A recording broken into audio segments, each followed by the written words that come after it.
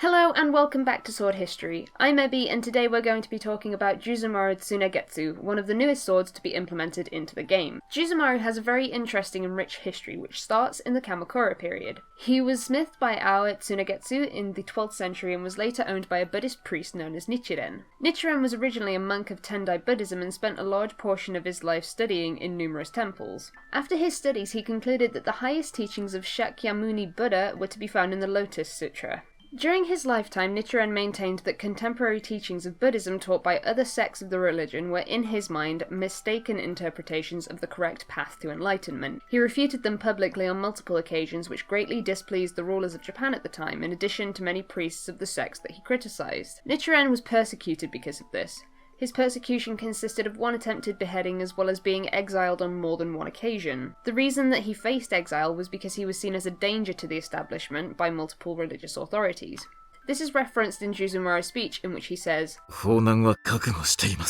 when he is in repair with severe injuries. This priest was the founder of Nichiren Buddhism, which is still relevant in the present day. Nichiren Buddhism is very much centered around the individual, with the idea that if many people were to reach their own personal enlightenment, it would lead to a more peaceful society as a whole. He later received a pardon from his exile and moved to Mount Minobu, where he built a temple with his disciples. He was invited to build this temple by Nanbu Sanenaga, a man who was incredibly important to Nichiren Buddhism as he was one of their biggest patrons. It was also this man who gifted Nichiren with a sword for his protection. This sword was smithed by Tsunegetsu, and although it was given to him with protection in mind, Nichiren saw the sword as a symbol for destroying gross injustice and establishing righteousness. As such, he hung a Buddhist rosary over its hilt and gave the sword the name Juzumaru, with Juzu being the word for a Buddhist rosary and Maru being a common suffix used in Japan. It's quite easy to see that this branch of Buddhism is very important to Juzumaru's character. The most obvious trait of his history and his design are the beads that he's clearly covered in.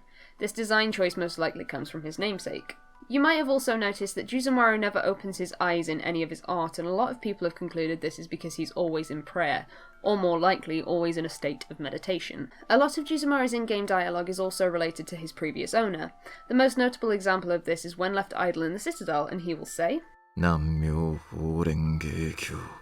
This is in reference to the Japanese title of the Lotus Sutra, and a mantra often chanted by followers of Nichiren Buddhism. There are quite a few examples of Juzumaru referencing the religion. One example is that while he's in repair with minor injuries, he might say,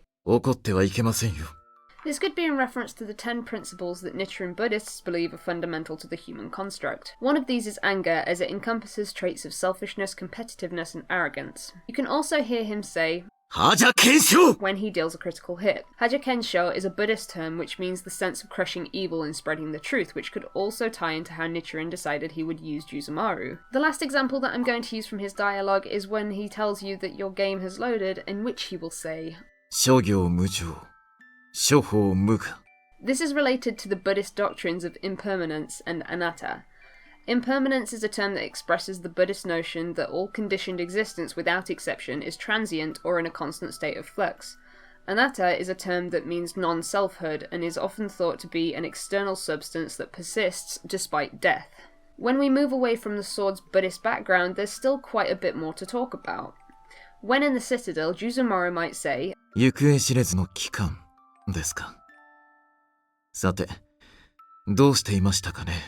Juzumaru was originally enshrined in the Kuonji Temple, which was founded by Nichiren. However, he mysteriously went missing in the 18th century, only to be rediscovered by Sugihara Shozo. The sword had somehow ended up in a noble's collection, oddly. Sugihara bought Juzumaru at an auction and attempted to return it to the Kuonji Temple. However, the temple was unable to raise the funds to buy the sword back, and after years of negotiation, Juzumaru was finally given to the Honko Temple instead, where the sword remains to this day.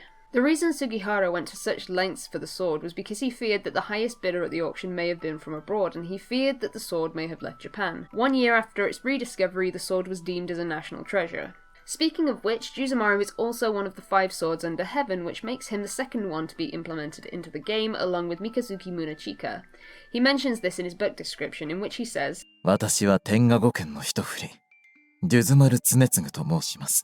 The sword is currently in the Honkoji Temple.